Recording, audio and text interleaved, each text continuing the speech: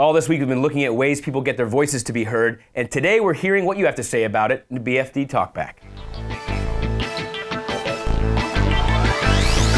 This comment's from our first No Mas video, and it says the following. Obviously, no mas is a good thing, but how often is protest even effective anymore? Let's take this question to TakePart.com social justice editor Allan MacDonell.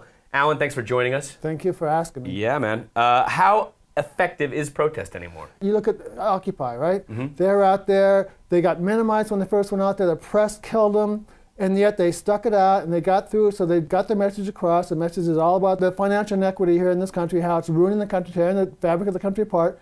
But then they started to move a little forward. The police came in, shut them down. Well, what good did it do, right? Obviously, they have not changed the banking system. They haven't changed the financial system. And they're not there anymore. No, and also they're not there anymore. And I think if you go back and you look at like the civil rights movement, you look at the anti-war movement, all those movements, they had these charismatic leaders who were really well versed in what was going on, who were very articulate, and who could motivate people. I challenge anyone to look at Occupy and go, oh, here was a charismatic leader of Occupy. There really wasn't one, was it? We've had times when protests did work. And you had like against the war in Vietnam, civil rights protests, and then you had like the big gay protests in the 80s about AIDS. Right.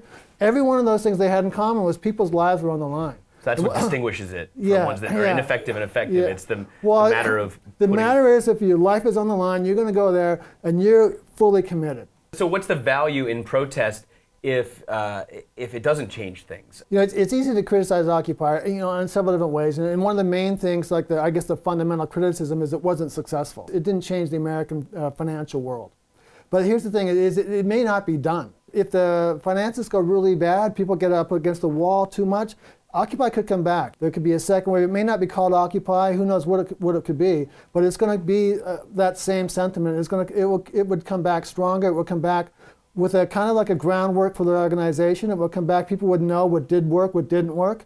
People would be more savvy. On the other hand, like perhaps the people in power would be a little more savvy as well. Maybe they'd handle it a little differently as well.